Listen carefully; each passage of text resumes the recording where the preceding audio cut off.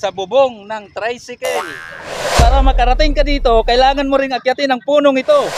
At kailangan mong daanan ang hagdan na to. Alright. Mula dito sa Yabong Samar, magta-travel naman tayo papuntang La Playa Beach Resort. Alright, let's go! Ayun na nga guys, magta-travel na po kami papuntang La Playa. Para makarating ka ng La Playa, kailangan mo mag-travel ng tricycle. Sa bubong ng tricycle. Biyahe ng nakasakay ka sa tricycle sa bubong. Alright. Alright, idol. Nandito na kami. Nakarating kami sa cruising ng La Playa Resort. Oh.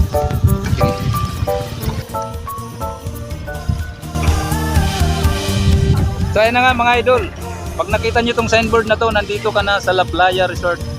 Bababa ka na lang.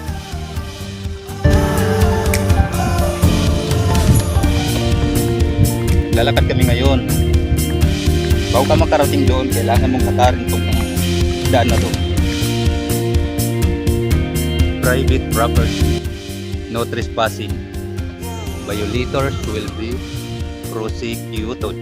Alright, let's go. Pati ka may hagdan. Oh, sige. Alright, let's go. Ay ha, halidin.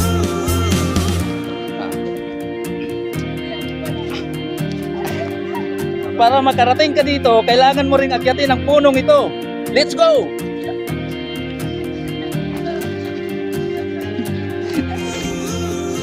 Alright! At kailangan mong daanan ang hagdan na to.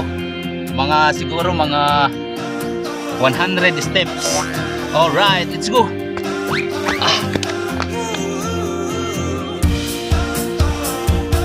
Ito yung entrance fee nila guys, 20 para dun sa may mesa at 30 naman para dun sa wala. At syempre kailangan muna natin mag-check-in, maglalagbok tayo sa kanila.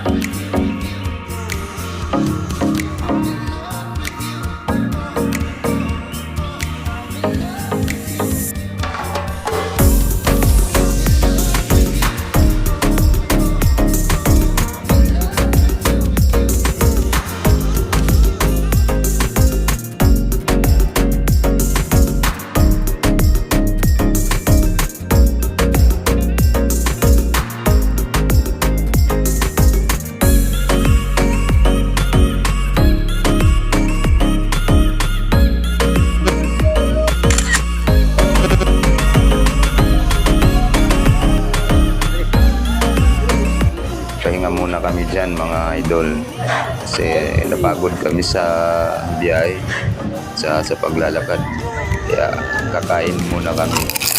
Total nagpapahinga pa naman kami, kakain muna, maya maya saka na kami maliligo habang nagsa-sightseeing.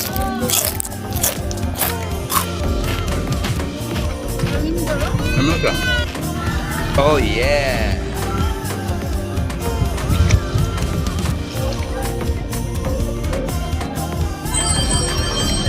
Tara guys, langoy tayo sa dagat. Let's go.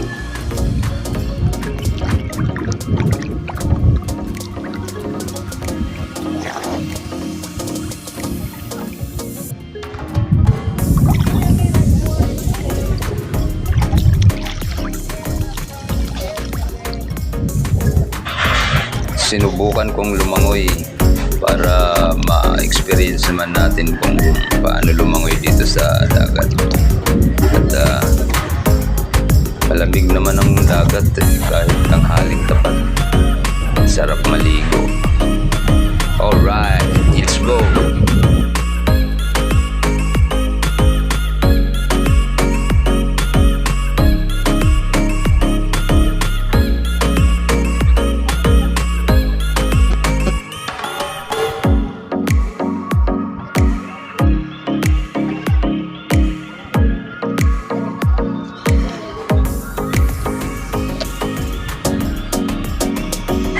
Makikita natin sa paligid ang nagtataas ang mga puno ng niyog at maliwanag na kalangitan.